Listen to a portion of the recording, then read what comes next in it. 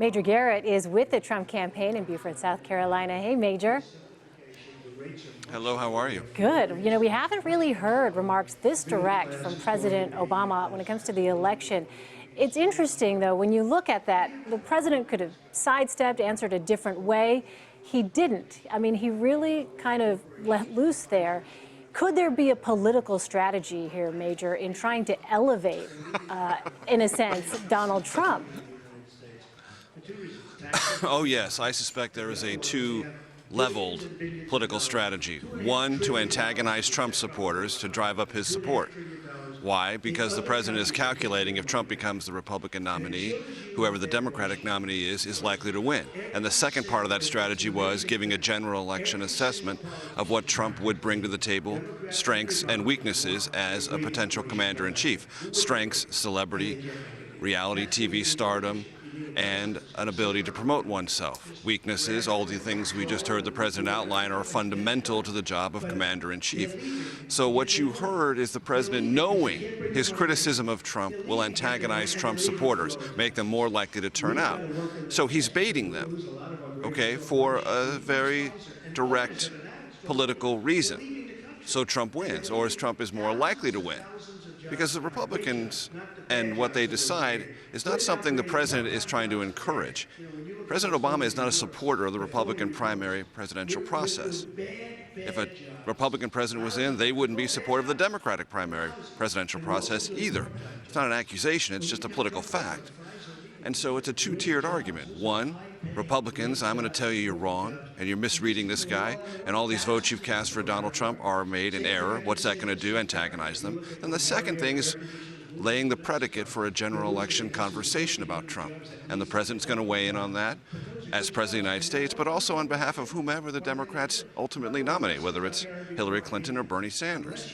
So the president, as you said, could have sidestepped this, but he decided to put himself right in the middle of two conversations, the Republican primary conversation, and later, to be able to reach back to these comments come a general election.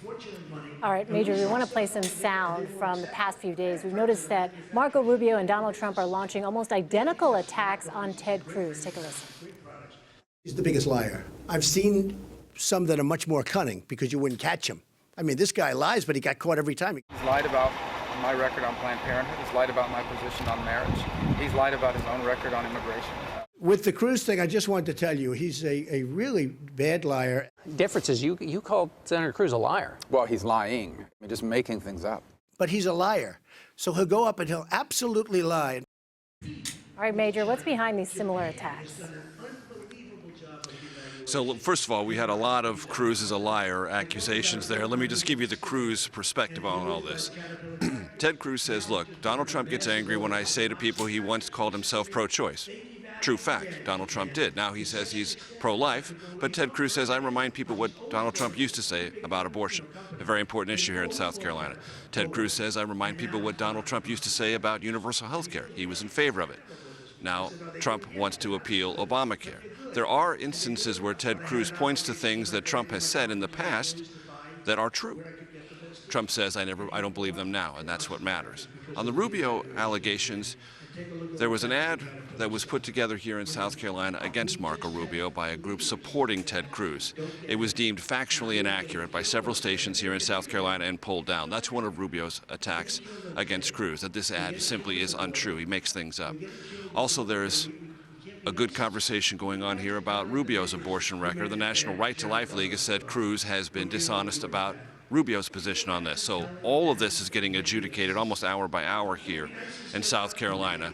And for Trump, saying that Ted Cruz, who is his closest competitor in South Carolina, is a liar is sort of a blanket way of saying, deny this guy the victory here in South Carolina because nothing he says is true.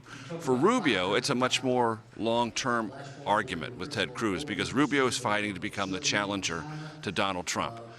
And to do that, he needs to run close with Ted Cruz in each and every contest. South Carolina on Saturday and the large number of March 1st primaries, primarily in the South, but also elsewhere.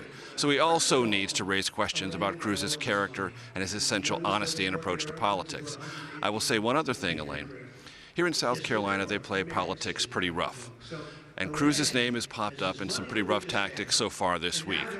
Fake Facebook posts about endorsements that have been withdrawn, very aggressive hostile robocalls that are meant to intimidate people if they don't support Ted Cruz, and other things that are part of the hardball history of politics here. Lots of people practice them. It's not all Ted Cruz, but his name does crop up more than anyone else's, and that's another thing that Trump and Rubio are trying to bring attention to. Certainly something we'll keep an eye on. Let me ask you this. Donald Trump is leading by 16 points in a poll of likely South Carolina voters, but he also has wide margins. Voters were asked who could best handle the following issues: the economy, illegal immigration, and foreign policy. Only on social issues, interestingly, does he lag behind Ted Cruz. So given that, Major, what avenues, if any, does the rest of the field have to hit him? Well, most of the criticism of Donald Trump here is that he is an inconsistent or late-to-the-game conservative, to question his whole approach to politics and the issues that people in South Carolina who are Republicans tend to care about. But if that poll is true and it's consistent with other polls, Trump outlasts everyone in this field on the big three: economy, national security, and ability to handle a crisis. There is some vulnerability on social issues, and you see a lot of the radio and the pop-up ads on digital platforms and on local television. They do try to question Trump's social conservatism, his authenticity on the abortion question, and things of that nature.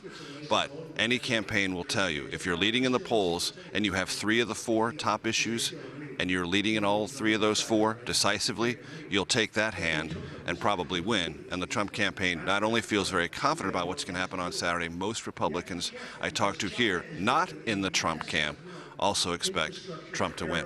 Major, one last question. Turning to the Democrats and back to President Obama's news conference. It was interesting. He was asked about the contest between Hillary Clinton and Bernie Sanders.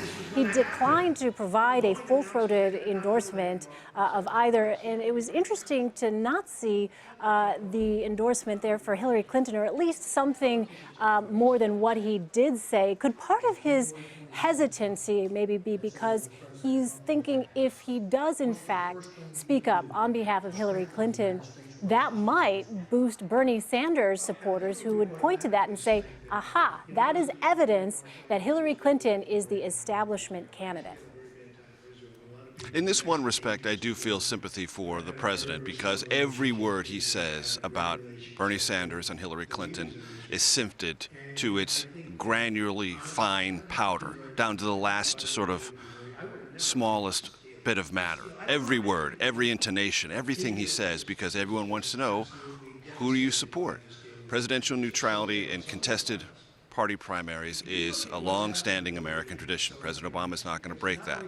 He also knows this is a genuinely real contest. Iowa and New Hampshire prove that. And he doesn't want to suggest in any way, shape, or form that he has a preference or the party ought to have a preference.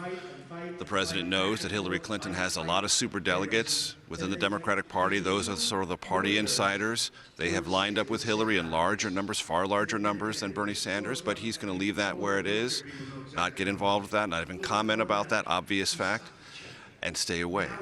That's why the president found it much more to his advantage, both in the context of the Republican conversation now and a general election in the future, to speak much more enthusiastically, at least from a commentary point of view, about Donald Trump. Enthusiastic he was. All right, Major Garrett, thank you so much.